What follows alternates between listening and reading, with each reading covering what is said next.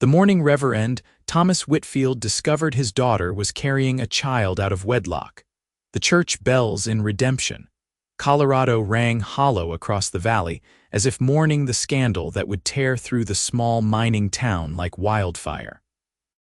Sarah Whitfield stood in her father's study, with her hands folded over her still flat stomach, watching the man who had preached forgiveness and grace every Sunday for 20 years turn his back on her with a coldness that made the September air feel like winter. She was 19 years old, unmarried and utterly alone in a world that had no mercy for fallen women, even if that woman was the preacher's own daughter who had been deceived by a traveling merchant who promised marriage and disappeared into the night like smoke. The year was 1876, and Redemption sat nestled in the Rocky Mountain foothills where silver and gold still drew men with dreams and desperation in equal measure. Sarah had grown up in the white parsonage beside the church, her childhood filled with hymns and scripture, her mother's gentle hands braiding her honey-colored hair each morning before consumption took her, when Sarah was only 12. After that, it had been just Sarah and her father, and she had tried so hard to be everything he needed, playing the piano for services, organizing the ladies' auxiliary, teaching Sunday school to the miners' children. She had been good and dutiful and kind, right up until the moment she believed the silver-tongued lies of Marcus Henley, a man twice her age who sold bolts of fabric and beautiful dreams. Now her father stood at the window overlooking Main Street, his spine rigid as iron. "You will leave this house before the sun sets tomorrow. I will not have this shame under my roof. The congregation will not tolerate such blatant sin from my own family. You have made your choice, and now you must live with the consequences." Sarah felt her knees weaken, but she forced herself to remain standing. "Papa, please, I made a mistake, but I am still your daughter. Where am I supposed to go? What am I supposed to do?" He did not turn around. His voice was flat, emotionless, as if he were reading from a ledger rather than condemning his only child. "That is no longer my concern. You ceased to be my daughter the moment you chose this path of wickedness. Pack your belongings. I will give you $50, which is more than you deserve. After that, you are on your own." She wanted to scream that she had been deceived, that Marcus had promised marriage, that she had believed him when he said they would go to the justice of the peace in Denver. But the words stuck in her throat because she knew they would not matter. In her father's eyes, in the eyes of the entire town, she was ruined, fallen. A cautionary tale mothers would tell their daughters in hushed, scandalized whispers. That night, Sarah packed her few possessions into a worn leather trunk that had belonged to her mother. She folded her 3 dresses carefully, tucked away her mother's Bible and the silver locket that held a tiny portrait of both her parents on their wedding day. She did not sleep. Instead, she sat by her window watching the stars wheel overhead, wondering how her life had unraveled so completely in the space of a single conversation. When dawn broke pink and gold over the mountains, she dressed in her plainest dress, a dove-gray cotton that would not show the dust of the road, and carried her trunk down the narrow stairs one last time. Her father was waiting by the front door. He did not meet her eyes as he pressed a small leather purse into her hand. She could feel the weight of coins inside. He said nothing, simply opened the door and waited for her to leave. Sarah paused on the threshold, looking back at the only home she had ever known, at the man who had taught her to read using Bible verses, who had once braided her hair with clumsy, loving fingers after her mother died. But that man was gone, replaced by this stranger who cared more about his reputation than his own flesh and blood. "Goodbye, Papa," she whispered, but he had already closed the door behind her, the lock clicking into place with a finality that echoed in her chest. Sarah stood on the wooden sidewalk as Redemption slowly came to life around her. The general store was opening, the hotel was sweeping its front steps, and miners were trudging toward the silver claims that dotted the hills. She saw Mrs. Henderson, the butcher's wife, stop mid-stride when she spotted Sarah with her trunk. The woman's eyes widened, then narrowed with unmistakable judgment before she hurried away, skirts swishing with indignation. By noon, everyone would know. By evening, Sarah Whitfield would be the scandal on every tongue. She picked up her trunk, heavier than she remembered, and began walking toward the edge of town. She had no plan, no destination, only the vague idea that she might find work somewhere, somehow.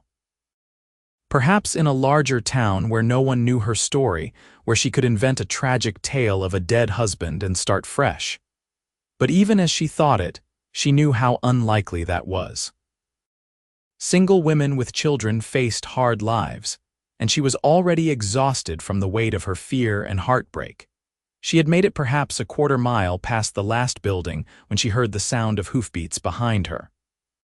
Sarah moved to the side of the dusty road, assuming someone was simply passing by, but the rider slowed instead. She glanced up, shading her eyes against the morning sun, and found herself looking at a man on a sturdy buckskin horse. He was perhaps 24 or 25, with sun-darkened skin and dark hair that curled slightly at his collar. His clothes marked him as a working cowboy. Worn denim trousers, a faded blue shirt, a brown leather vest, and a wide-brimmed hat that had seen better days.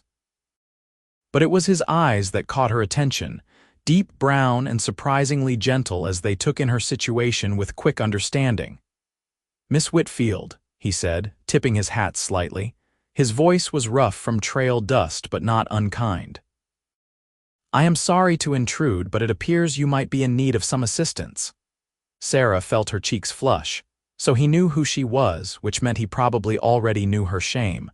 "I am managing, thank you. I do not require charity." He dismounted in one fluid motion, his boots hitting the ground with a soft thud. Up close, she could see he was tall and lean, with the kind of hard-earned muscle that came from physical labor rather than leisure. There was a quiet strength about him that made her want to trust him, though she immediately scolded herself for such foolish instinct. Trusting men was what had landed her in this situation in the first place. "It is not charity to offer a ride to someone carrying a heavy trunk under the hot sun," he said reasonably.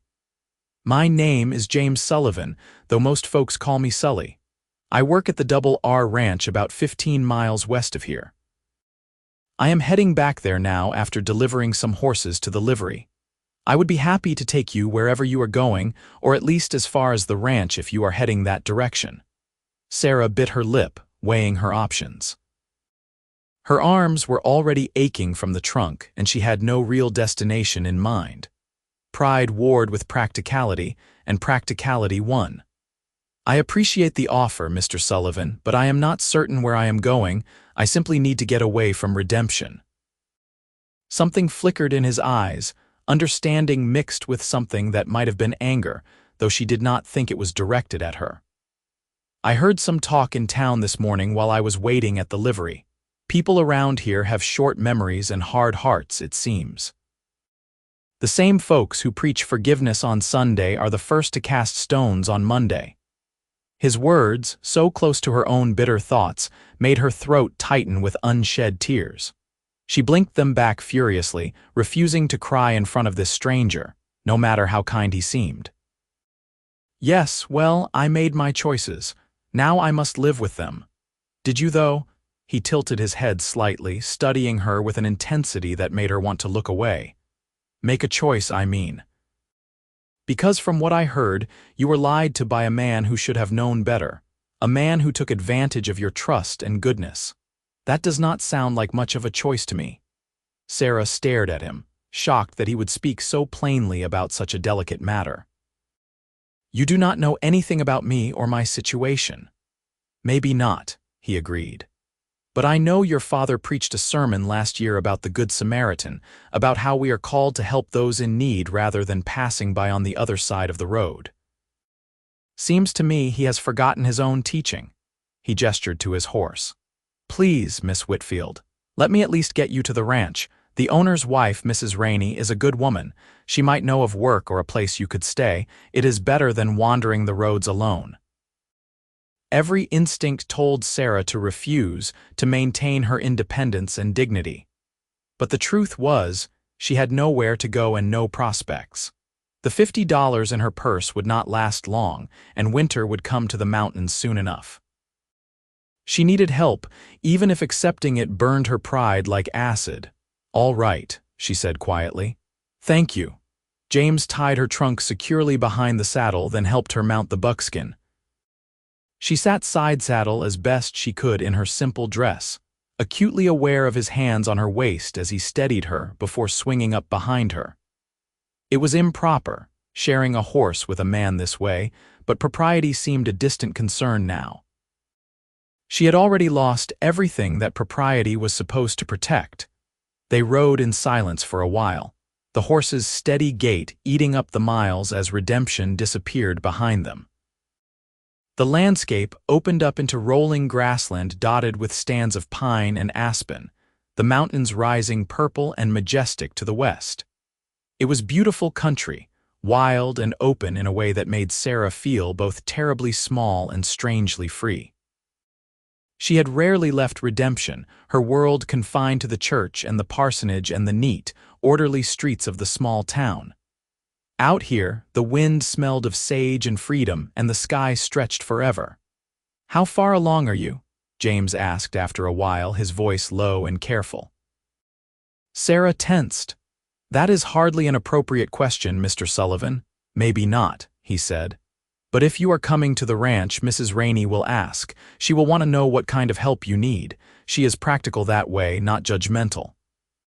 She will probably put you to work in the kitchen or the garden, depending on how you are feeling." "I am not seeking charity," Sarah repeated, the words almost automatic now, "and I am not offering charity. Mrs. Rainey is always looking for help. Her daughter got married last spring and moved to Kansas, and she has been short-handed ever since. If you are willing to work, she will give you room and board and probably a small wage besides. It is honest work, and no one at the ranch will judge you for your circumstances." Most of the hands are running from something or someone themselves. Sarah let out a slow breath. "About 3 months, I think, though I am not entirely certain. I only realized a few weeks ago when I missed my monthly courses for the second time. And the father." James's voice was carefully neutral. "Gone. He left town 2 months ago after promising we would marry. I was foolish enough to believe him." The words came out more bitter than she intended, laced with all the anger and humiliation she had been holding inside. "He is the fool, not you," James said firmly. "Any man who would abandon a woman carrying his child is no man at all. He is a coward and a liar, and you are better off without him, though I know that is cold comfort right now." Sarah felt tears prick her eyes again, but this time they were not entirely born of grief. There was something deeply comforting about this stranger's straightforward kindness, the way he stated his opinions without condemnation or pity. She had braced herself for judgment and found unexpected compassion instead. "Why are you helping me?" she asked quietly. "You do not know me. My scandal will be all over this county within a week. Associating with me will damage your reputation." James was quiet for a moment, the horse's hooves clopping steadily beneath them. When he finally spoke, his voice carried the weight of old pain. "My younger sister found herself in a similar situation about 5 years ago. She was 16, seduced by a ranch owner's son who promised her the moon and stars. When she told him she was pregnant, he laughed in her face and told her she was nothing but a servant's daughter and no concern of his. My father threw her out, said she had brought shame on the family. She tried to make it on her own, but it was winter and she had nowhere to go. She died giving birth in a charity hospital in Denver, alone and scared. The baby died too, a little girl who never even got a name." Sarah's breath caught in her throat. "I am so sorry." "So am I," he said softly. "Every day I am sorry. Sorry I was not there. Sorry I did not find her in time. Sorry the world is so cruel to women in situations they often did not choose. I swore after that I would never stand by and watch another woman suffer the way my sister did. So when I heard the whispers in town this morning about Reverend Whitfield turning out his pregnant daughter, I knew I could not just ride past you on the road. I had to at least try to help. Sarah turned slightly in the saddle, trying to see his face. There was grief etched in the lines around his eyes, old sorrow that had never quite healed. She understood that kind of pain, the kind that lived in your bones and colored every decision you made. "Thank you," she whispered. "Truly, you did not have to do this, but I am grateful you did." He met her gaze, and something passed between them in that moment, a recognition of shared pain and unexpected connection. "We all need help sometimes, Miss Whitfield. There is no shame in accepting it from someone who offers freely." They rode on, and as the sun climbed higher in the sky, Sarah felt something shift inside her chest.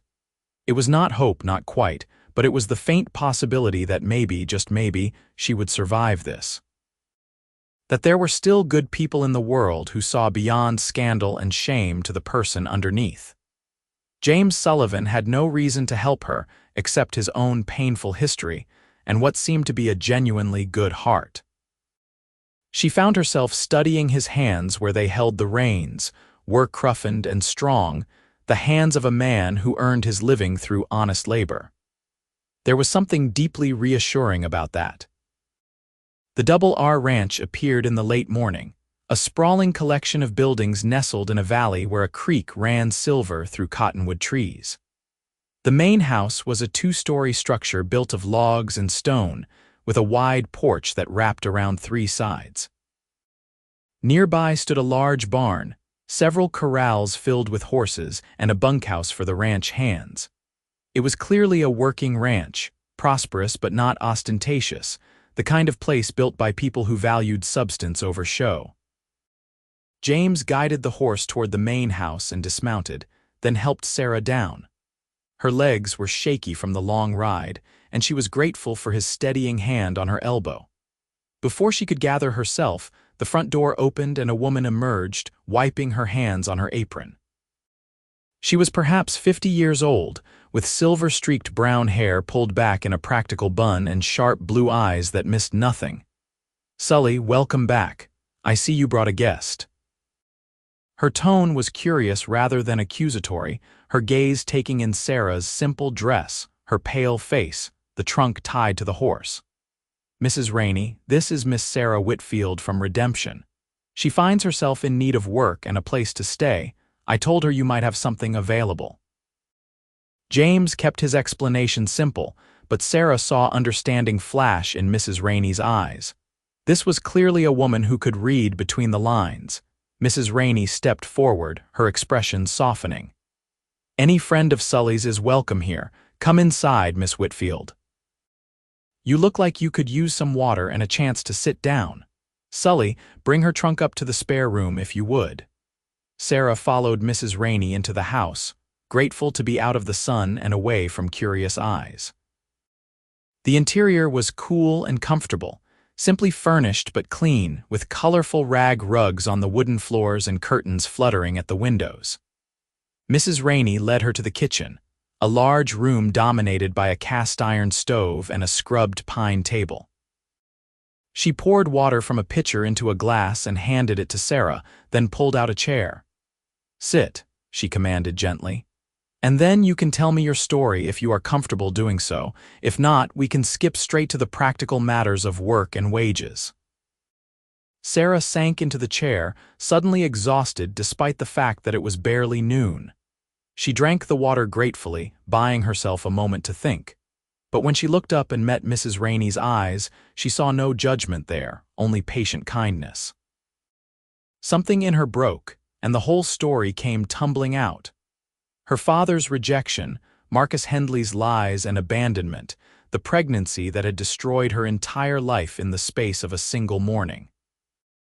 She had not meant to tell it all, had planned to maintain some semblance of dignity and privacy, but Mrs. Rainey had the kind of face that invited confession, and Sarah was so tired of carrying the burden alone. When she finished, Mrs. Rainey was quiet for a long moment. Then she reached across the table and squeezed Sarah's hand. "Your father is a fool and a hypocrite. Any man who would turn out his own daughter in her time of need has forgotten what it means to be Christian. But his failings are not your problem anymore. You are here now, and you are welcome to stay as long as you need. I do need help around the house, that much is true. My daughter got married and moved away, and I have been trying to manage everything myself. If you are willing to help with cooking, cleaning, laundry, and the garden, I can give you room and board plus $3 a week. It is not much, but it will give you some independence and a chance to save. Sarah felt tears spill down her cheeks, unable to stop them this time. Thank you. I promise I will work hard. I will earn my keep. I have no doubt of that, Mrs. Rainey said briskly. Now you look exhausted. Let me show you to your room. You can rest this afternoon and start fresh tomorrow morning. The spare room was small but clean, with a narrow bed covered in a patchwork quilt, a washstand with a basin and pitcher, and a window that looked out over the corrals toward the mountains. James had already brought up her trunk and left it by the door. Sarah stood in the middle of the room after Mrs. Rainey left, hardly able to believe her luck. This morning she had been cast out with nothing but $50 and a heart full of despair. Now she had a room, a job, and the kindness of strangers who did not judge her for circumstances beyond her control. She lay down on the bed, intending to rest for just a few minutes, but exhaustion pulled her under like a tide. She slept dreamlessly for hours, waking only when the angle of the sun told her it was late afternoon. For a moment she was disoriented, not recognizing the unfamiliar room. Then memory came flooding back, and with it, a strange sense of relief. She was safe. She had a place to sleep and work to do, and people who had welcomed her without condemnation. It was more than she had dared hope for when she walked out of her father's house that morning. Sarah washed her face in the basin, then made her way downstairs, following the sounds of activity in the kitchen.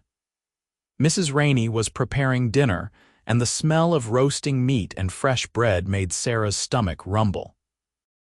She had not eaten since a few bites of breakfast before dawn, and she suddenly realized she was ravenous. "There you are," Mrs. Rainey said with a smile. "Feeling better? You can help me set the table if you like. We have about 15 people for dinner tonight, including the ranch hands. It is always a production, but I enjoy feeding them. Most of them are far from home and family, and a good meal matters more than you might think." Sarah set about laying out plates and utensils, grateful for something useful to do with her hands. As she worked, ranch hands began filtering in, removing their hats and washing up at the pump outside before taking their seats. They were a varied group, ranging in age from barely 18 to well past 50, weathered and worn from outdoor work. They greeted Mrs. Rainey with easy affection and nodded politely to Sarah, clearly curious about the stranger but too well-mannered to pry. James came in last, his hair damp from washing, his shirt changed to a cleaner one. His eyes found Sarah immediately, a silent question in them. She gave him a small smile, trying to convey her gratitude without words. He smiled back, a slow, warm expression that transformed his serious face, and took a seat at the far end of the table.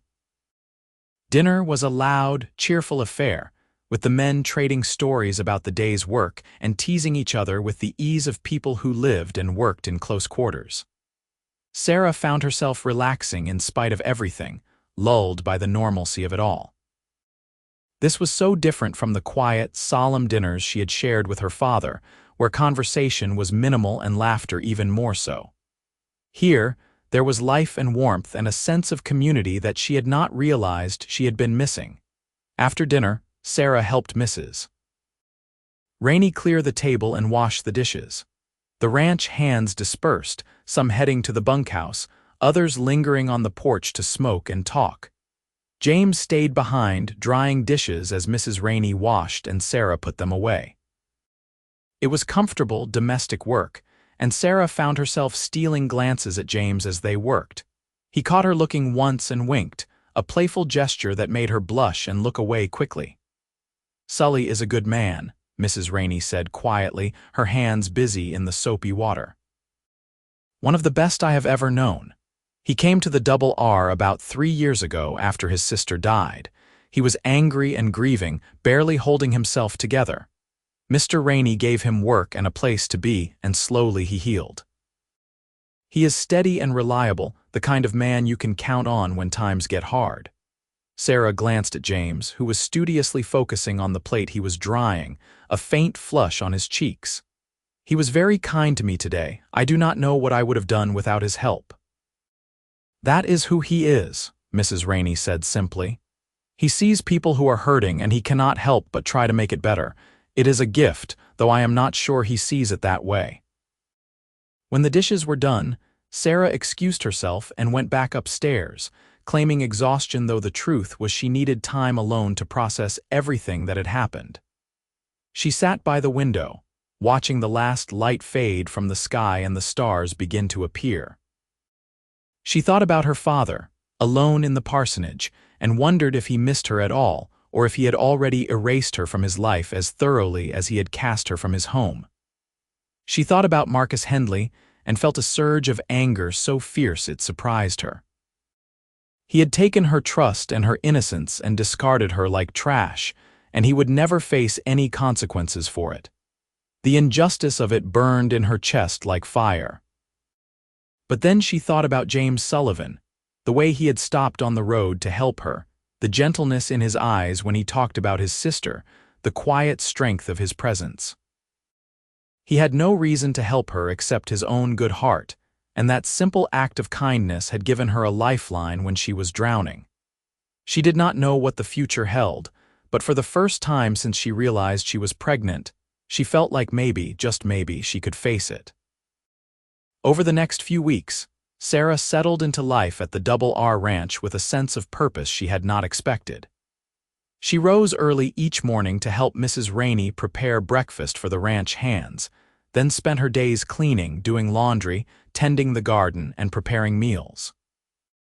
It was hard work, harder than anything she had done in her sheltered life as the preacher's daughter, but it was also satisfying in a way that teaching Sunday school and playing hymns on the piano had never been.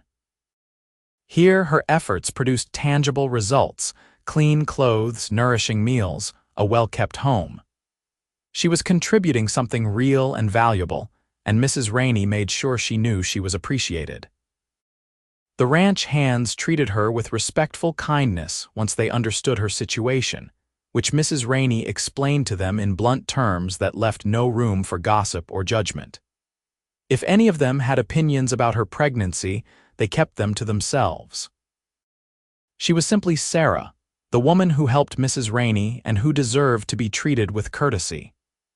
It was a far cry from the whispers and stares she would have faced in Redemption, and she was grateful for it every single day.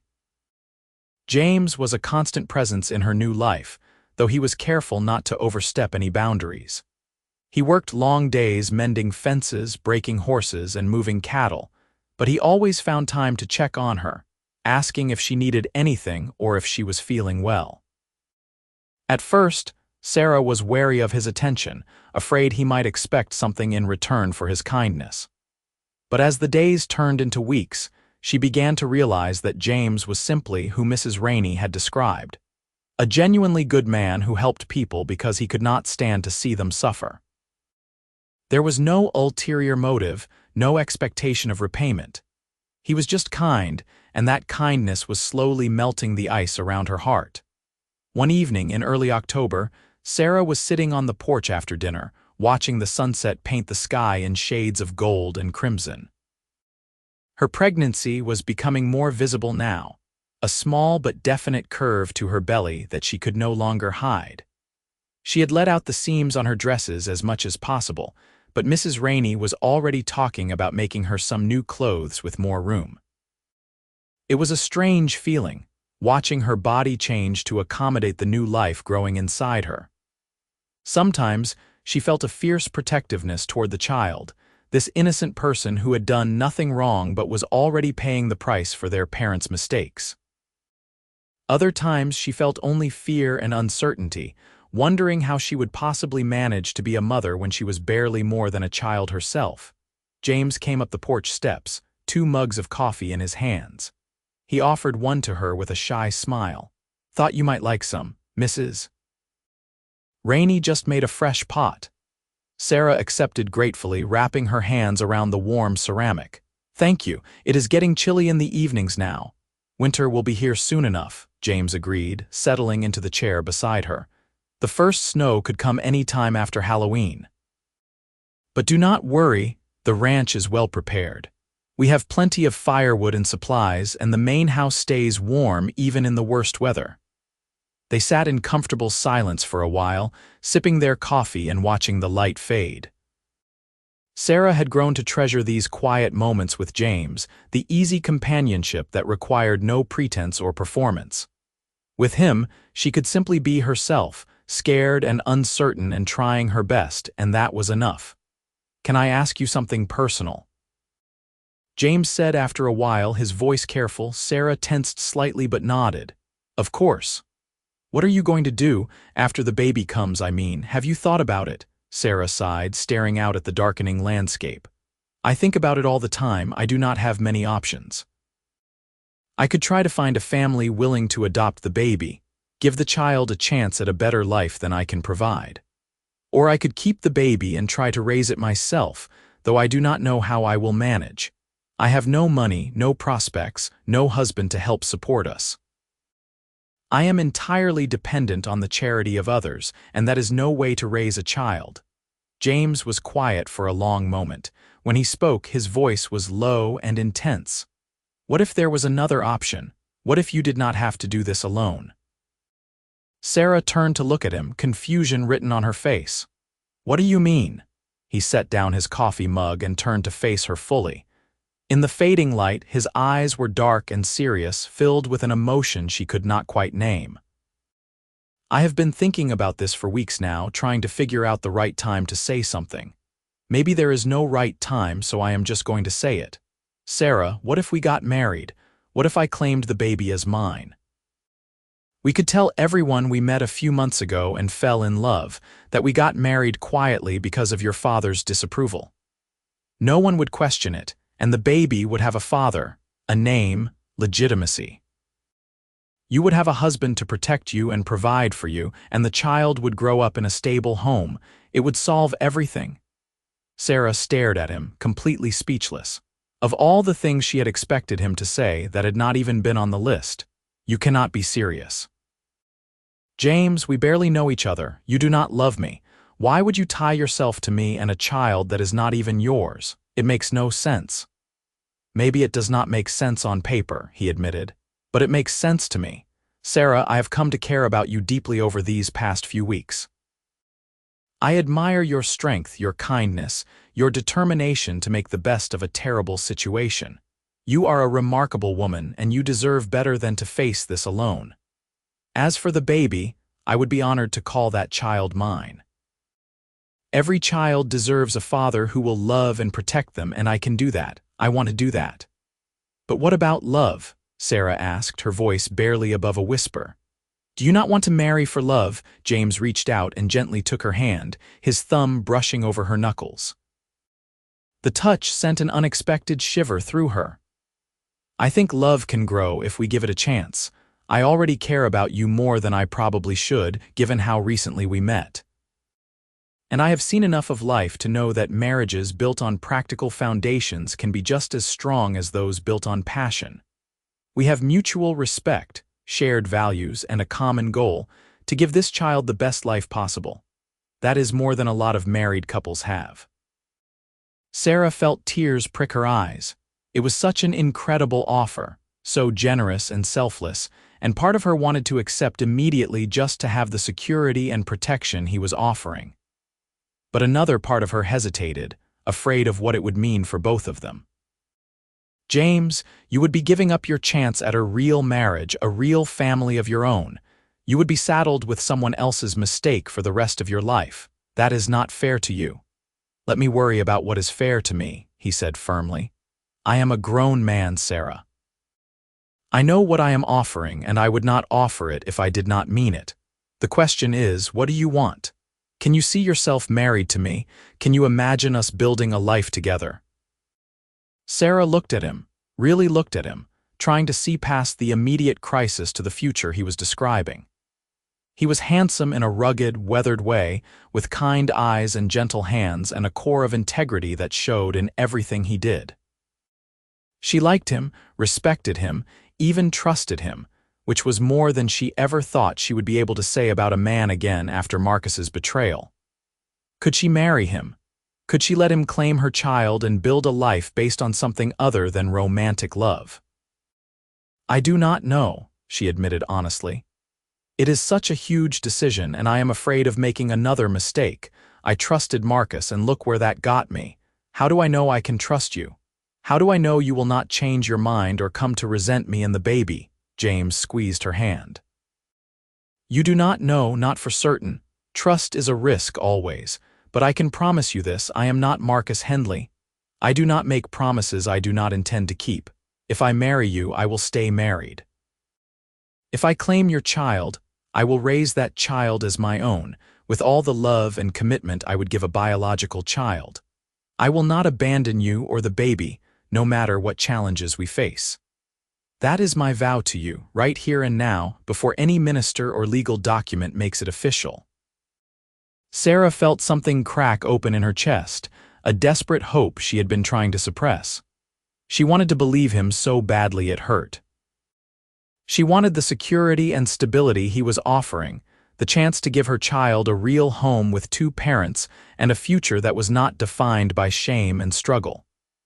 But more than that, she realized with a start, she wanted James. She wanted his kindness and his quiet strength, and the way he looked at her like she was someone worth protecting.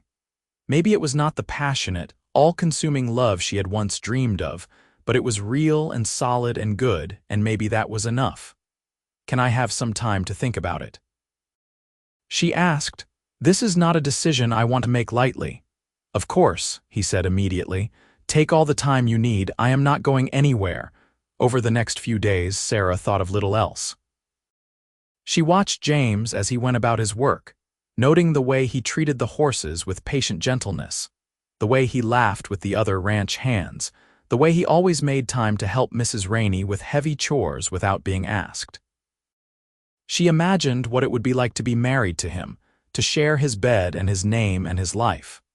The thought both terrified and thrilled her in equal measure.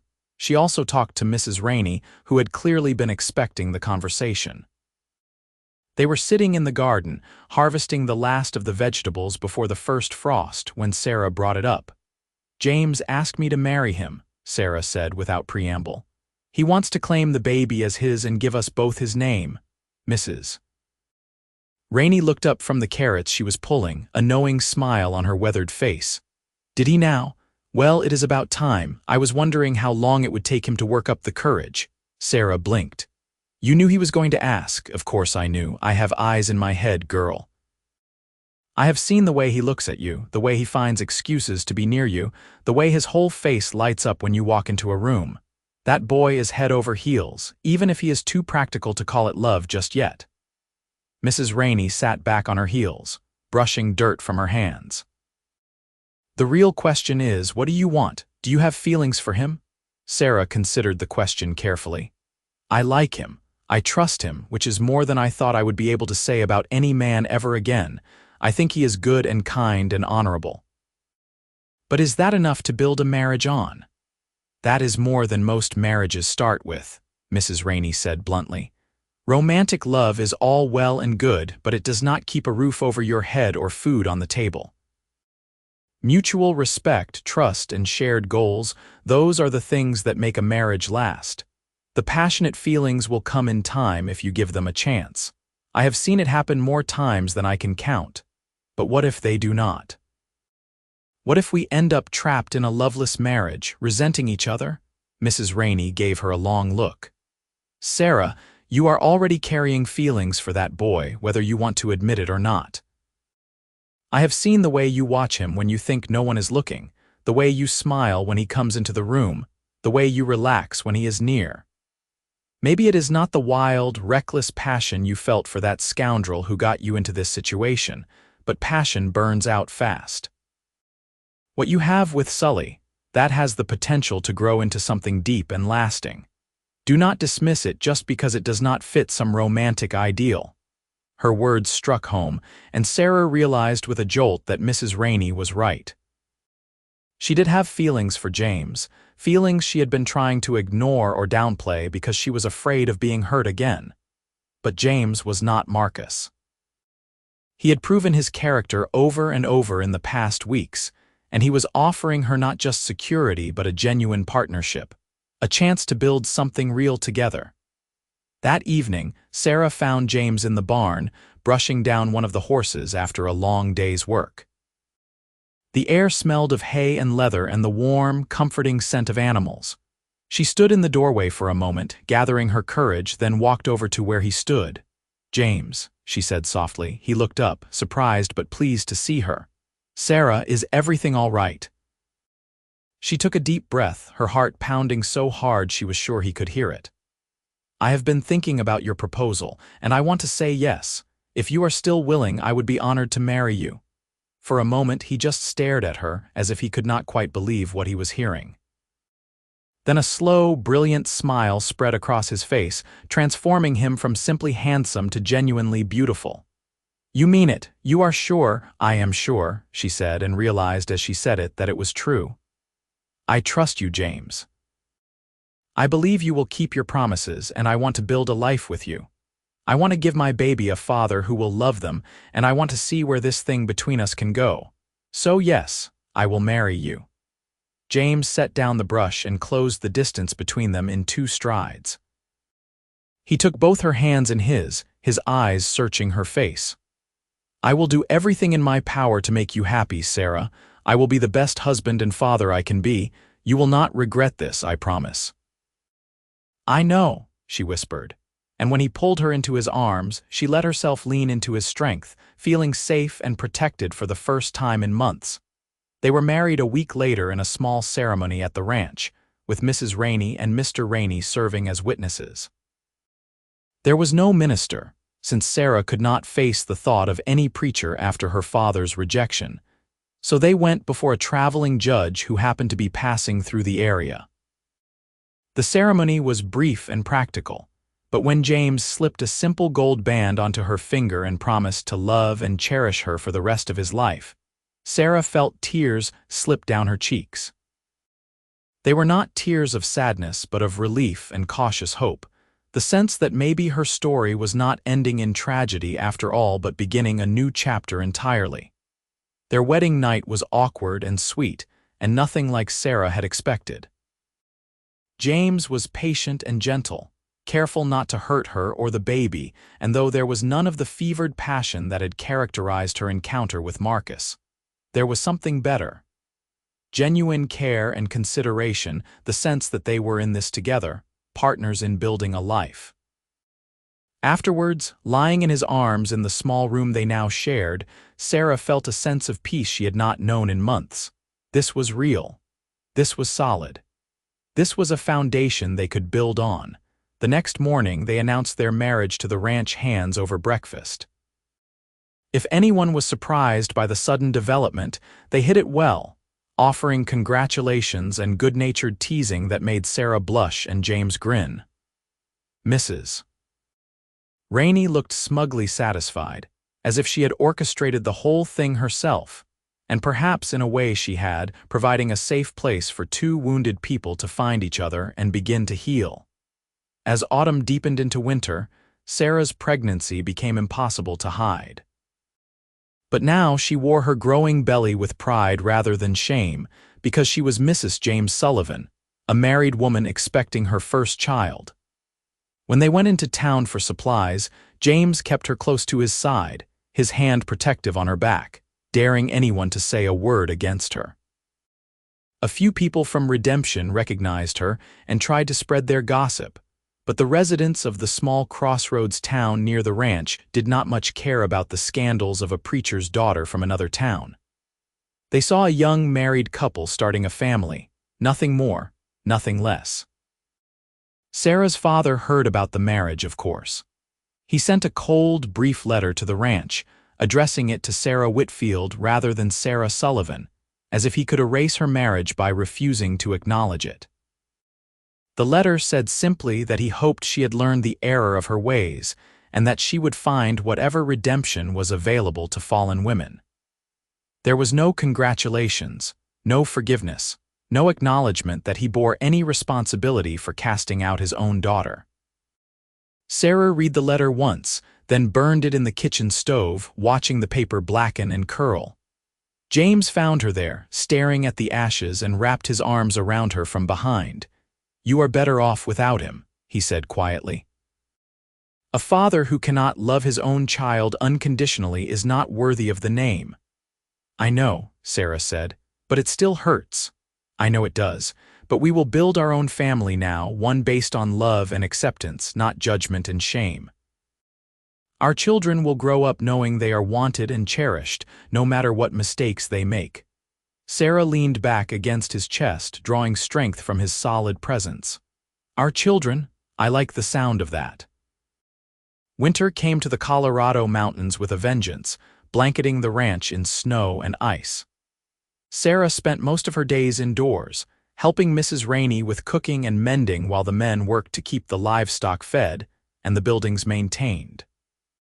Her belly grew round and full, and James treated her like precious glass, constantly worried that she was doing too much or working too hard. It was endearing and occasionally frustrating, but Sarah knew it came from a place of genuine care, so she tried to be patient with his hovering. In the evenings, they would sit by the fire in their small room, James reading aloud from books while Sarah knitted baby clothes with yarn Mrs. Rainey had given her. They talked about names, about what kind of parents they wanted to be, about the future they were building together. And slowly, almost imperceptibly, the foundations of their practical marriage began to deepen into something more. Sarah found herself watching James with a warmth that had nothing to do with the fire, noticing the strong line of his jaw, the way his eyes crinkled when he smiled, the gentleness of his hands when he helped her with some task. She caught him watching her too, his gaze filled with an intensity that made her breath catch. One night in late January, as they lay in bed with the wind howling outside and the baby doing acrobatics inside her, Sarah turned to James in the darkness. "Can I tell you something?" "Anything," he murmured, his hand resting on her belly, feeling the child move beneath his palm. "I think I am falling in love with you," she whispered. "I did not expect it, and I am still a little afraid of it, but it is true. You have been so good to me, so patient and kind, and somewhere along the way, this stopped being just a practical arrangement. You are my husband in every sense of the word, and I cannot imagine my life without you now." She felt him go very still beside her. Then he rolled to face her, his hand coming up to cup her cheek in the darkness. "Sarah," he said, his voice rough with emotion, "I have been in love with you almost from the moment I saw you on that road with your trunk, trying so hard to be brave even though your world was falling apart. I did not say anything because I did not want to pressure you, did not want you to feel like you owed me anything. But God, I love you. I love your strength and your courage and your kind heart. I love the way you laugh at my terrible jokes and the way you sing while you work and the way you talk to the baby like it can already hear you. I love you, and I will spend the rest of my life trying to deserve you." Sarah felt tears spill over, but they were happy tears this time, the kind that came from overwhelming emotion. She kissed him then, a deep, searching kiss that said everything words could not, and he pulled her close, careful of her swollen belly, holding her like she was the most precious thing in the world. The baby came in early March, during a late winter storm that blanketed the world in fresh snow. Sarah's labor started in the middle of the night, sharp pains that woke her from a sound sleep. James immediately sprang into action, fetching Mrs. Rainey and boiling water and generally hovering anxiously while the older woman took charge with calm efficiency. It was a long, difficult labor, lasting nearly 20 hours, and there were moments when Sarah was certain she could not do it, could not push anymore, could not endure another contraction. But James stayed by her side the entire time, holding her hand, wiping her face with cool cloths, whispering encouragement and love into her ear. And when the baby finally emerged with a lusty cry, Sarah looked up to see tears streaming down her husband's face. "It is a boy, Mrs. Rainey announced, placing the squalling, red-faced infant on Sarah's chest. "A healthy, strong boy with good lungs." Sarah stared down at the tiny person in her arms, overwhelmed by a love so fierce it took her breath away. He was perfect, from his shock of dark hair to his tiny, waving fists to his scrunched-up face that already bore a resemblance to her father in the shape of his nose. She looked up at James, who was gazing at the baby with an expression of absolute wonder. "He is beautiful," James whispered. "Sarah, he is perfect. Do you want to hold him?" she asked, and carefully transferred the baby into James's waiting arms. She watched as her husband cradled their son, saw the exact moment James fell completely and irrevocably in love with the child who was not biologically his, but was his in every way that mattered. James pressed a gentle kiss to the baby's forehead, then looked at Sarah with shining eyes. "Thank you," he said. "Thank you for trusting me, for giving me this gift, for letting me be his father." "Thank you for claiming him," Sarah whispered back, "for giving him your name and your love and a chance at a good life." They named him Thomas James Sullivan, combining both their father's names in a gesture that Sarah hoped might someday lead to reconciliation with her own father, though she was not holding her breath. Little Thomas, or Tommy as they quickly started calling him, was a good baby, sleeping in 3-hour stretches and nursing eagerly when he woke. Sarah had never been so exhausted or so happy in her entire life. The weeks after Tommy's birth were a blur of feedings and diaper changes and learning to be parents. James was devoted, helping with the baby whenever he was not working, walking the floor with Tommy when he fussed at night so Sarah could sleep. Mrs. Rainey was a constant source of advice and practical help, showing Sarah how to nurse properly and how to wrap Tommy snugly so he would sleep better. The ranch hands took turns stopping by to peer at the new arrival, these rough, weathered men surprisingly gentle as they made faces at the baby and offered awkward congratulations. As spring arrived and the snow began to melt, Sarah found herself settling into her new life with a sense of contentment she had never expected. She was a wife and a mother, part of the community at the Double R Ranch, respected and valued for who she was rather than judged for her past mistakes. James was everything she could have hoped for in a husband: loving, patient, hardworking, devoted to both her and Tommy. She watched him with their son, saw the tender way he held the baby and the joy in his eyes when Tommy smiled, and she fell more deeply in love with him every single day. One evening in late April, when Tommy was about 6 weeks old and sleeping peacefully in his cradle, Sarah and James sat on the porch watching the sunset. The air was warm and smelled of new grass and wildflowers, and Sarah felt a sense of peace she had never known before. She reached over and took James's hand, lacing her fingers through his. "I have been thinking," she said quietly. "I want to thank you for everything you have done for me, for us. You saved my life, James, in more ways than one. You gave me hope when I had none, security when I was desperate, and love when I thought I would never trust another man again. You are the best man I have ever known, and I am so grateful I said yes when you proposed." James squeezed her hand, his eyes warm. "I am the one who should be grateful. You have given me a family, Sarah. After my sister died, I thought I would never have that, never have people who belonged to me and who I belonged to. But now I have you and Tommy, and my life feels complete in a way it never has before. You and that baby are the best things that ever happened to me." Sarah leaned her head on his shoulder, and they sat in comfortable silence as the sky turned from gold to pink to purple. In the distance, she could hear the sounds of the ranch settling down for the night.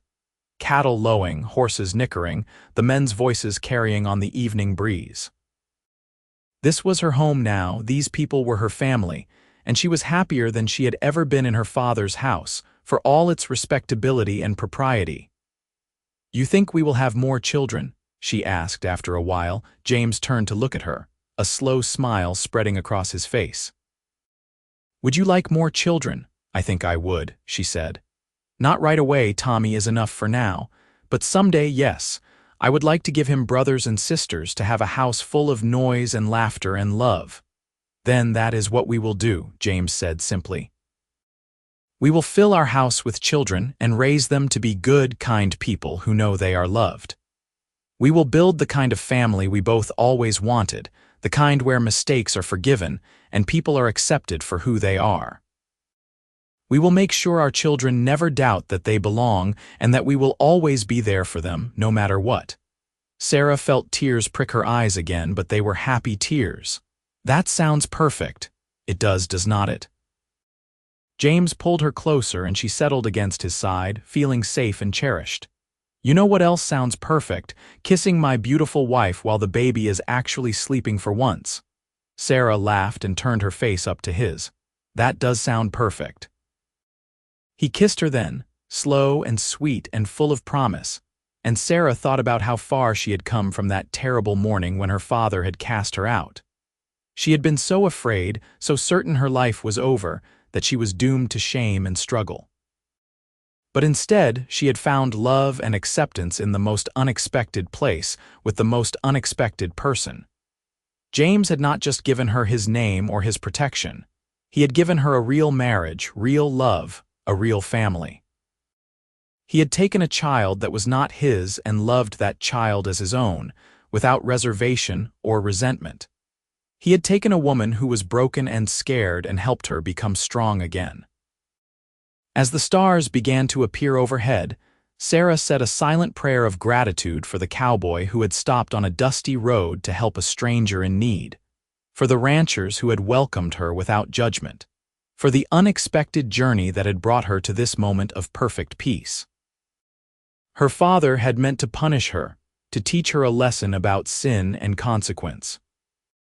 But instead, he had inadvertently set her free, pushed her out of his narrow, judgmental world and into a bigger, better one where love was not conditional, and family was not defined by blood alone, but by choice and commitment.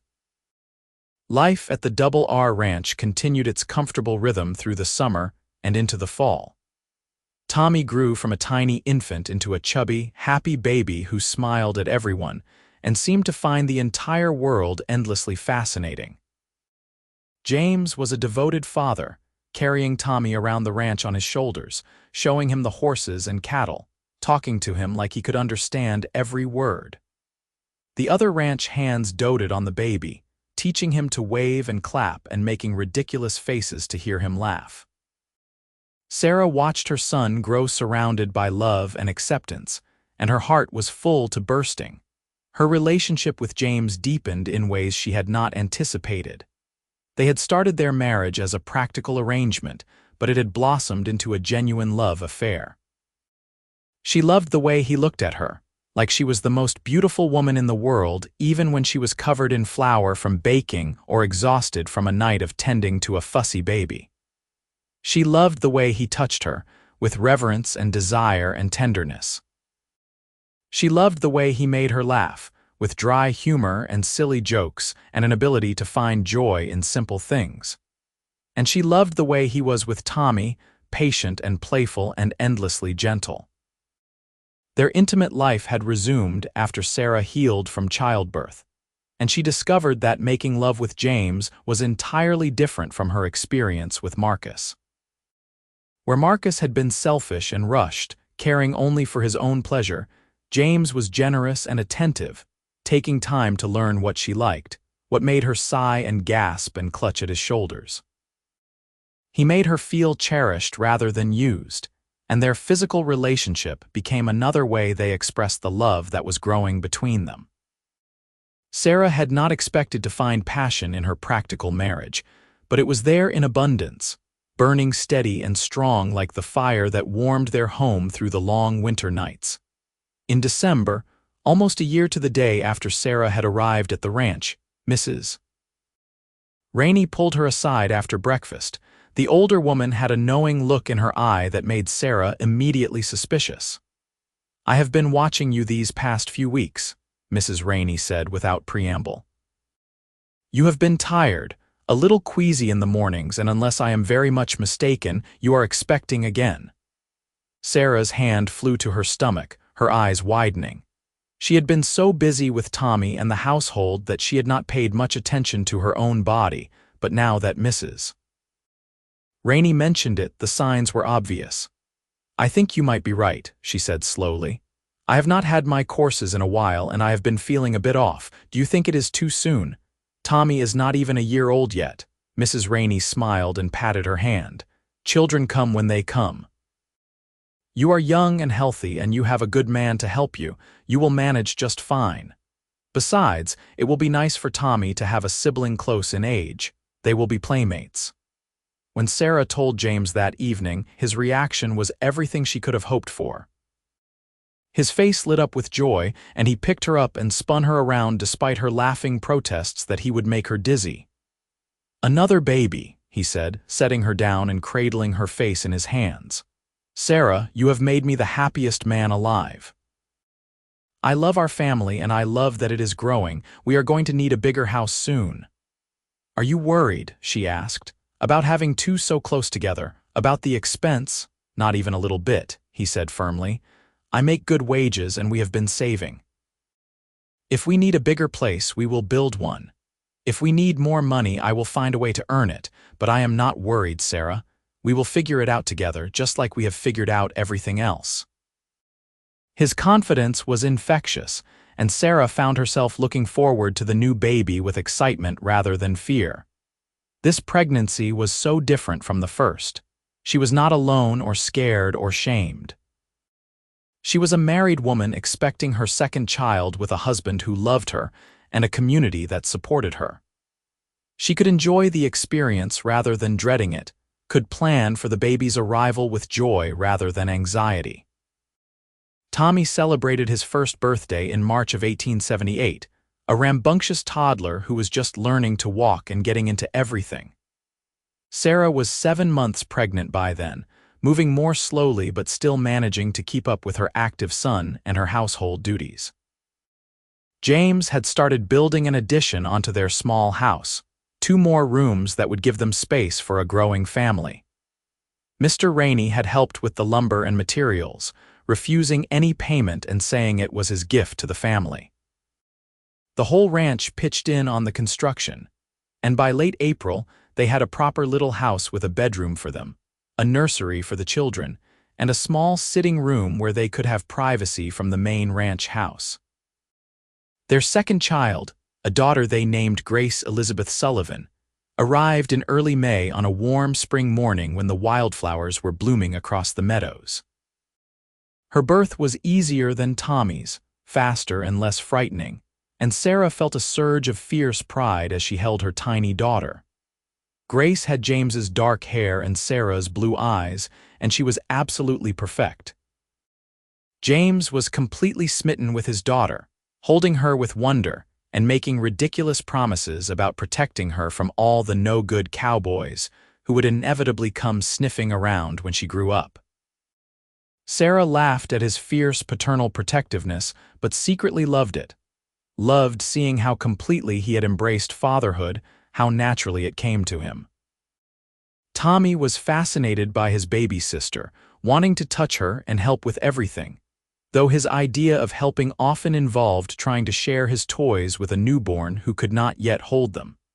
That summer was one of the happiest times of Sarah's life. She had a husband who adored her, 2 healthy children, a comfortable home, and a community that had become her family. Sometimes she thought about her father, wondered if he ever regretted his harsh judgment, if he ever missed her or wanted to meet his grandchildren. But mostly she was too busy living her life to dwell on the past. She had built something new and good from the ashes of her old life, and she was proud of that. One Sunday afternoon in July, James suggested they pack a picnic and take the children to a spot by the creek where the cottonwood trees provided shade. Sarah agreed eagerly, grateful for any excuse to escape the summer heat. They loaded Tommy and Grace into a small wagon, along with a basket of food and blankets, and made the short trip to the creek. The spot was beautiful, peaceful, and private, with the water burbling over smooth stones and the leaves rustling in the breeze. They spread blankets under the trees and settled in, Tommy immediately heading for the water while Sarah nursed Grace. James lay back on the blanket, his hat over his eyes, looking completely relaxed. Sarah studied him, this man who had become her everything, and felt her heart swell with love. He was not the Prince Charming of fairy tales, not a wealthy gentleman or a smooth-talking romantic. He was just a hard-working cowboy with a good heart and strong hands and a capacity for love that seemed bottomless. But to her, he was perfect. "What are you thinking about?" James asked, tipping his hat back to look at her. "Just how lucky I am," she said honestly. "How different my life is from what I expected a few years ago. If someone had told me when my father cast me out that I would end up this happy, I would never have believed them." James sat up and reached over to take her free hand. "I am the lucky one. You and these babies are the best things that ever happened to me. I wake up every morning grateful that you said yes when I asked you to marry me, grateful for every day we have together." "I love you," Sarah said simply. "I do not think I say it enough, but I do. I love you more than I ever thought possible." "I love you too," he said, leaning over to kiss her gently. More than words can express. Grace finished nursing and promptly fell asleep, milk-drunk and content.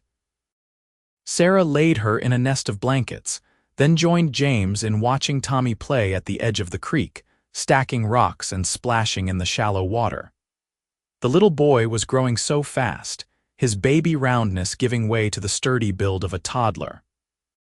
He had James's determination and Sarah's curiosity, a combination that kept them constantly on their toes. "You ever regret it?" Sarah asked quietly. "Taking on someone else's child, giving up your chance at a fresh start with someone who did not have all my baggage?" James turned to look at her, his expression serious. "Never, not once. Sarah, Tommy is my son in every way that matters. I do not care that I was not there when he was conceived. I was there when he was born, when he took his first breath, when he first opened his eyes. I have been there for every milestone since, and I will be there for everyone to come. He is mine and I am his, and that is all that matters." "He is lucky to have you as his father," Sarah said, her voice thick with emotion. "And I am lucky to have him as my son," James replied. "Both of them, Tommy and Grace. They are the greatest gifts I could ever receive, and I will spend the rest of my life being worthy of them and of you."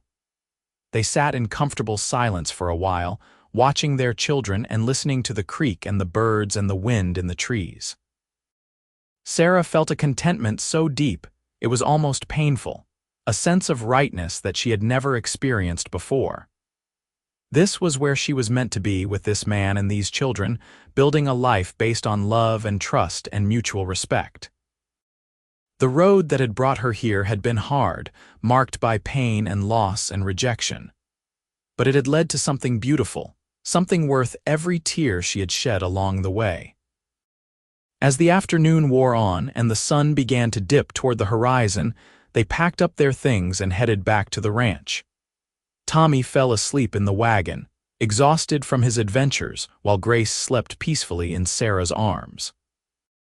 James drove the wagon with one hand, the other resting on Sarah's knee, and she leaned against his shoulder, feeling safe and loved and completely at peace. The years passed quickly, each one bringing new joys and challenges. Sarah and James had 2 more children, another boy named William in 1880 and a little girl named Rose in 1882. Their small house expanded again to accommodate the growing family, and James took on more responsibilities at the ranch, eventually becoming Mr. Rainey's foreman. They were not wealthy by any means, but they were comfortable, with enough to meet their needs and a little left over for small luxuries. Tommy grew into a bright, curious boy who loved the ranch and everything about it. He followed James everywhere, learning to ride and rope and care for the animals. He never knew that James was not his biological father, and James made sure he never had reason to question it. As far as Tommy was concerned, James Sullivan was his father in every sense of the word, and the bond between them was unbreakable. Grace became a spirited, independent child who kept them all on their toes with her boundless energy and strong opinions. She adored her older brother and bossed around her younger siblings with the confidence of a natural leader. William was quieter, more thoughtful, content to sit and observe rather than jumping into the middle of things. And Rose, the baby, was sweet and gentle, with a gift for making even the grumpiest ranch hand smile. Sarah's life was full and busy, her days packed with cooking and cleaning and caring for 4 active children. But she loved every exhausting minute of it, loved the chaos and noise and constant demands on her attention. This was the family she had dreamed of, the home she had always wanted, and she was grateful for it every single day. In the summer of 1883, when Tommy was 5½ and starting to ask questions about family, Sarah received an unexpected letter. It was from a woman named Helen Carter, who identified herself as a member of her father's congregation in Redemption. The letter said that Reverend Whitfield had suffered a stroke 6 months earlier and was now bedridden and unable to speak. Helen had been caring for him in his final days, and she wanted Sarah to know that he had been clutching a photograph of her that he kept by his bedside, tears streaming down his face. Helen believed the Reverend regretted his treatment of his daughter and wished for reconciliation before he died, even if he could not articulate it. Sarah read the letter 3 times, her emotions a complicated tangle of anger, grief, and reluctant compassion. Part of her wanted to throw the letter away and forget she had ever received it. Her father had cast her out when she needed him most, had chosen his pride and reputation over his own flesh and blood. He did not deserve her forgiveness or her presence at his deathbed. But another part of her, the part that remembered the father he had been before her mother's death, the man who had taught her to read and braided her hair and tucked her in at night, could not quite let go. Maybe he did regret what he had done. Maybe he had realized too late that his judgment had been too harsh, his heart too hard. She showed the letter to James, who read it carefully and then looked at her with understanding eyes. "What do you want to do?" he asked simply. "I do not know," she admitted.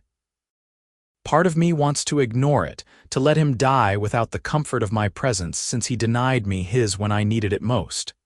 But another part of me thinks I will regret it if I do not at least try to make peace with him before he is gone." "Then I think you should go," James said gently. "Not for his sake, but for yours. So you do not spend the rest of your life wondering what if or carrying the weight of that unresolved pain. I will come with you if you want, or you can go alone. Whatever you need, I will support you." Sarah thought about it for several days, praying and weighing her options. Finally, she decided that she would go to Redemption, but she would take James and the children with her. If her father wanted reconciliation, he would have to accept not just her but the family she had built, the life she had created from the ruins he had left her with.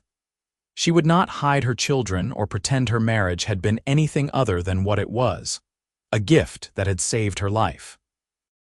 The journey to Redemption took most of a day, the children surprisingly well-behaved in the back of the wagon. As they approached the familiar streets of her childhood, Sarah felt her stomach clench with nerves. She had not been back in over 6 years, and she wondered how much had changed, how people would react to seeing her with a husband and 4 children. Helen Carter met them at the parsonage, a kind-faced woman in her 40s who welcomed them warmly despite the awkwardness of the situation. She led Sarah upstairs to her father's bedroom, where Reverend Whitfield lay propped up on pillows, his face slack on one side from the stroke, his eyes sunken and tired. But when he saw Sarah in the doorway, something flickered in those eyes, a spark of recognition and what might have been joy or regret or both. Sarah approached the bed slowly, her children clustered behind her and James's hand warm on her back. "Hello, Papa," she said quietly. "I received word that you wanted to see me." Her father's mouth worked, trying to form words that would not come. His good hand reached out, trembling, and Sarah took it, surprised by how frail he felt, how diminished. This was not the stern, judgmental man who had cast her out. This was a broken old man facing his mortality and the consequences of his choices. "Papa, I want you to meet my family," Sarah said, her voice stronger now. "This is my husband, James Sullivan, and these are our children, Thomas, Grace, William, and Rose." She watched her father's eyes move over her family, taking in James's steady, protective presence, the children's curious faces. Tommy stepped forward, fearless as always, and said, "Hello, grandfather. Mama says you are sick. I hope you feel better soon." Something broke in Reverend Whitfield's expression, and tears began to slide down his weathered cheeks. His hand gripped Sarah's tighter, and she understood without words what he was trying to say. He was sorry. He regretted what he had done. He wished he could take it back, could have been the father she needed instead of the judgmental hypocrite he had been. Sarah felt her own tears start to fall. "I forgive you, Papa," she whispered. "I do not forget what happened, and it hurt more than I can ever express, but I forgive you. And I am happy now, happier than I ever was in this house. James is a good man, a better father than you ever were, if I am being honest. He took me in when I had nothing, claimed Tommy as his own, and built a family with me based on love and acceptance.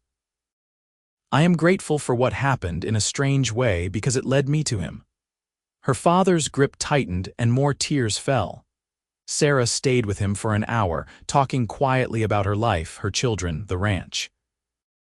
James and the kids waited downstairs with Helen, giving her this time alone with her father. It was not a complete reconciliation. Too much pain and time stood between them for that. But it was closure, a chance to say goodbye and to release some of the bitterness she had been carrying. When she finally came back downstairs, James took one look at her face and pulled her into his arms. "Are you all right?" he asked softly. "I am," she said, surprised to find it was true. "It was hard, but I am glad I came. I needed to do that, needed to forgive him so I could finally let go of the hurt." They stayed in Redemption overnight in the hotel rather than the parsonage and left the next morning. 2 weeks later, Sarah received another letter from Helen Carter, informing her that Reverend Whitfield had passed away peacefully in his sleep. His last request, communicated through gestures and the few garbled words he could manage, was that his daughter be informed that he loved her and was sorry. Sarah cried when she read the letter, but they were cleansing tears, the kind that washed away old wounds and made room for healing. Life continued at the Double R Ranch, the rhythm of days and seasons marking the passage of time. The children grew, each developing their own personalities and interests. Tommy became an excellent horseman, talking about wanting to be a cowboy like his father. Grace discovered a love of reading and would devour any book she could get her hands on. William showed a talent for drawing, filling pages with sketches of the ranch and the mountains. Rose was still young, but she had a gift for music, humming tunes she made up and begging to learn the piano. Sarah and James's love deepened with each passing year, maturing from the passionate intensity of new love into something richer and more enduring. They had their disagreements, of course, moments of frustration and tension. But they had learned to communicate, to work through problems together rather than letting resentment build. They were partners in the truest sense, sharing the joys and burdens of raising a family and making a life together. In 1885, when Tommy was 7 and asking more questions about where babies came from and how families were made, James and Sarah decided it was time to tell him the truth about his parentage. They sat him down one evening after the other children were in bed and explained, as gently as possible, that James was not his biological father, but had chosen to be his father in every way that mattered. Tommy listened quietly, his young face serious. When they finished, he was silent for a long moment, processing. Then he looked up at James and said, "So you picked me. You decided you wanted to be my papa even though you did not have to be." James nodded, his voice thick with emotion. "That is exactly right. I chose you, Tommy. And I would choose you again every single day for the rest of my life." Tommy thought about that, then smiled. "That is even better than being born to you, because it means you really wanted me, not just because you had to." Sarah watched as James pulled their son into a fierce hug, both of them blinking back tears. She had worried about how Tommy would react to the news, but she should have known better. James had shown Tommy every single day through his actions what it meant to be a father, and no revelation about biology could change the bond they had built. The years continued to pass, marked by birthdays and holidays and the countless small moments that make up a life. Sarah and James celebrated their 10th wedding anniversary in 1887, amazed at how quickly the time had gone. They now had 5 children, as Sarah had given birth to another son, Samuel, in 1886. Their house was full of noise and love and the beautiful chaos of a large family, Mrs. Rainey, who had become like a mother to Sarah, passed away peacefully in her sleep in 1888. Her death hit Sarah hard, as the older woman had been such an important part of her life, the one who had welcomed her without judgment and taught her so much about being a wife and mother. But even in her grief, Sarah was grateful for the years they had had together, for the wisdom and kindness Mrs. Rainey had shared. Mr. Rainey, heartbroken by the loss of his wife, decided to retire and move to Denver to live with his daughter. He offered to sell the Double R Ranch to James and Sarah for a fair price, knowing they loved the place and would care for it as he and his wife had.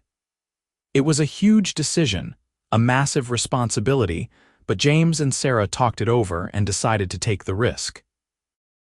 They used their savings for the down payment and took out a loan for the rest, becoming ranch owners themselves.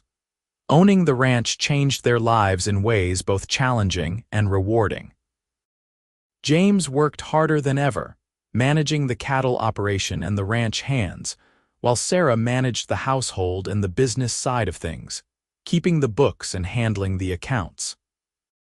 It was exhausting, but it was also deeply satisfying, knowing they were building something that would last, something they could pass down to their children.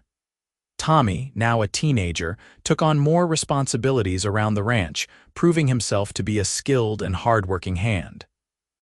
Grace helped her mother with the younger children and the household, showing a gift for organization and management. William continued his drawing, and Sarah began to think he might have a future as an artist if he wanted to pursue it. Rose had indeed learned to play the piano, their first major purchase after buying the ranch, and her music filled the house with beauty. Little Samuel was still young but already showing signs of being as horse-crazy as his oldest brother. In 1890, when Tommy turned 15, he came to James and Sarah with a question that had clearly been weighing on him. They were sitting on the porch after dinner, watching the sunset as they often did when he said, "I was wondering something about my biological father. Do you know who he was?" "I do not want to find him or anything," he added quickly. "I am not looking for another father, I just wonder sometimes, you know." Sarah and James exchanged glances. They had known this question might come someday. Sarah took a breath and said, "His name was Marcus Henley. He was a traveling merchant who came through Redemption the year before you were born. He told me he loved me, promised we would marry, and then left town before I even knew I was pregnant. I have not seen or heard from him since." Tommy nodded slowly. "So he was a coward." "Yes," Sarah said simply. "He was a coward and a liar, but Tommy, you are nothing like him. You have your father's courage and integrity, your father's good heart. You are James Sullivan's son in every way that matters, and you should be proud of that." "I am," Tommy said firmly. "Papa, you are the only father I want or need. I was just curious, that is all." James reached over and squeezed his son's shoulder. "You can ask anything, anytime. We promise to always be honest with you, and we mean that. You have a right to know where you came from, even if the story is not a happy one." As Tommy grew into a young man, strong and capable and good-hearted, Sarah often marveled at how well he had turned out despite his difficult beginning. He had James to thank for that, James and the stable, loving home they had provided. She thought sometimes about what might have happened if James had not stopped that day on the road outside Redemption, if he had simply ridden past and left her to figure things out on her own. She probably would have survived, she was tougher than she looked, But her life would have been so much harder, so much lonelier. Tommy might have grown up without a father, might have faced the stigma and prejudice that came with being born outside of marriage. Instead, he had grown up loved and secure, part of a large, boisterous family that adored him. He had opportunities and a future, the ranch that would one day be partially his if he wanted it.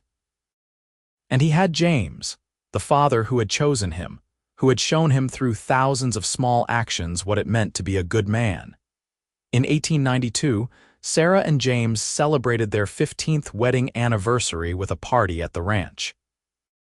Friends and neighboring ranchers came from miles around to celebrate with them, and the house was filled with laughter and music and joy. As Sarah looked around at the life they had built, at their 5 healthy, happy children and the successful ranch and the community of people who cared about them, she felt overwhelmed with gratitude. James found her later in the evening, standing on the porch watching the stars. He wrapped his arms around her from behind, resting his chin on her shoulder. "Happy anniversary, love," he murmured. "Happy anniversary," she replied, leaning back against his solid warmth. "Have I told you lately how much I love you? How grateful I am that you stopped that day, that you offered me a chance when I had none." "Once or twice," he said with a smile in his voice. "But I never get tired of hearing it. You know what I am grateful for, that you said yes. That you trusted me enough to take a chance on a marriage that started as nothing more than a practical arrangement. Look at what we built, Sarah. Look at this beautiful life we have created together." Sarah turned in his arms to face him, studying the face she knew as well as her own. Time had added lines around his eyes and silver to his dark hair, but he was still the same man who had offered her hope when she had none, who had claimed her child and loved them both without reservation. "I would do it all over again in a heartbeat," she said. "Every hard day, every struggle, every moment of fear and uncertainty, because it all led to us, to this family and this life. You saved me, James Sullivan, in more ways than I can count." "We saved each other," he corrected gently. "You gave me a reason to live again, a purpose beyond just existing. You and the children are my everything, Sarah. You are my heart and my home and my happiness, all wrapped up in one incredible woman." He kissed her then, slow and deep and full of 15 years of love and partnership. Around them, the party continued, the sounds of laughter and music drifting on the warm summer air. Their children were somewhere in the crowd, probably getting into mischief or stuffing themselves with cake. The ranch stretched out around them, their land, their legacy, their future. Sarah broke the kiss but stayed close, her forehead resting against James's. "So what do you think, Mr. Sullivan? Should we aim for 20 years? 30, 50, how about forever?" he suggested, his eyes crinkling with affection. "I plan on loving you for the rest of my life and whatever comes after. Think you can put up with me that long? I suppose I can manage," she said with a laugh. "After all, I have had 15 years of practice. What is a few more decades?" They stood together in the darkness, holding each other close, while the party celebrated around them. The preacher's daughter, who had been shunned for her pregnancy, had found more than just acceptance in the arms of the cowboy who had claimed her child as his gift. She had found love, real and deep and lasting. She had found a partnership built on trust and respect and shared dreams. She had found a family, not just the children they had created together, but the entire community that had rallied around them. And most importantly, she had found herself, the woman she was always meant to be, strong and capable and worthy of love. The years continued to unfold, bringing with them the joys and challenges of life. The children grew and eventually started families of their own. Tommy married a rancher's daughter from a neighboring spread and took over more of the ranch operations as James and Sarah grew older. Grace surprised everyone by becoming a teacher, using her love of books to educate the next generation. William pursued his art, eventually having some of his work displayed in galleries in Denver and even San Francisco. Rose became a music teacher, sharing her gift with students throughout the county, and Samuel followed in Tommy's footsteps, becoming a skilled cattleman and horseman. Sarah and James grew old together, their love deepening with each passing year. They became grandparents and then great-grandparents, watching their family expand and flourish. They faced hardships, as all families do, droughts that threatened the ranch, illnesses that scared them, losses that grieved them. But they faced everything together, drawing strength from each other and from the solid foundation they had built all those years ago. On their 50th wedding anniversary in 1927, surrounded by children and grandchildren and great-grandchildren, Sarah looked across the crowded room at James and caught his eye. He smiled at her, that same slow, warm smile that had made her feel safe and cherished from the very beginning. And she smiled back, remembering the scared, pregnant girl she had been and the cowboy who had stopped to help her, the marriage of convenience that had become the greatest love story she could have imagined. She thought about the journey that had brought her here, from the parsonage in Redemption to the ranch that had become her true home. She thought about her father's rejection and James's acceptance, about the child she had carried in shame and fear and the man who had claimed him as a gift. She thought about the life they had built together, not perfect but beautiful in its imperfection, rich with love and laughter and the everyday miracles of family. James made his way through the crowd to her side, his movements slower now but still purposeful. He took her hand, pressing a kiss to her wrinkled fingers. "What are you thinking about, my love?" he asked, his voice still warm despite its age-roughened quality. "I am thinking about how blessed I am," Sarah said softly. "How that terrible day when my father cast me out turned into the best thing that ever happened to me, because it led me to you. I am thinking about the cowboy who claimed my child as his gift and gave me a life beyond my wildest dreams. I am thinking about how much I love you, James Sullivan, and how grateful I am for every single day we have had together." James's eyes, still that same deep brown she had fallen in love with, filled with tears. "The gift was all mine, Sarah. You and Tommy and all the children we made together and the life we built. You are the greatest gift I ever received, and I thank God every day that I decided to stop on that road outside Redemption. Best decision I ever made." "Second best," Sarah corrected with a smile. "The best decision was asking me to marry you." "Fair point," he conceded with a laugh. "Though I think the best decision was yours when you said yes to a scruffy cowboy who had nothing to offer but a good heart and a willingness to try." "You had more to offer than you knew," Sarah said, squeezing his hand. "You had love and acceptance and the courage to see past scandal to the person underneath. You had the strength to claim a child that was not yours and the integrity to keep your promises even when it was not easy. You had everything that mattered, James, and I knew it even then, scared as I was." They stood together, hands clasped, surrounded by the evidence of their love in the faces of their descendants. The preacher's daughter and the cowboy, bound together by circumstance but united by choice and love, and 50 years of building a life together. It was a love story born from the hardest of beginnings, forged in the fires of judgment and rejection, but it had endured and flourished beyond anything either of them could have imagined. As the party continued around them and the next generation celebrated their love, Sarah leaned against James's shoulder and closed her eyes, content in a way she had never dreamed possible that terrible morning when her world had fallen apart.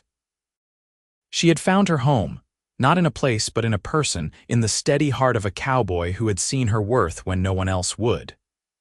And together, they had created something beautiful and lasting, a legacy of love that would continue long after they were gone. The sun set over the Colorado mountains, painting the sky in shades of gold and pink and purple, and Sarah Whitfield Sullivan, once shunned and cast out, now beloved matriarch of a sprawling family, smiled and held tight to the hand of the man who had saved her in every way a person could be saved. Their story had started with shame and rejection, but it had become a testament to the power of love and acceptance, to the truth that family is not always about blood but about choice and commitment, and the willingness to stand by each other no matter what storms might come. Their legacy would continue through their children and grandchildren and great-grandchildren, each carrying forward the lessons James and Sarah had taught them. That love is a choice you make every day, that family is defined by commitment rather than biology, and that the greatest gift you can give someone is acceptance and grace when they need it most. The preacher's daughter had been shunned for her pregnancy, but a cowboy had claimed the child as his gift, and from that simple act of kindness and courage, an entire dynasty of love had been born.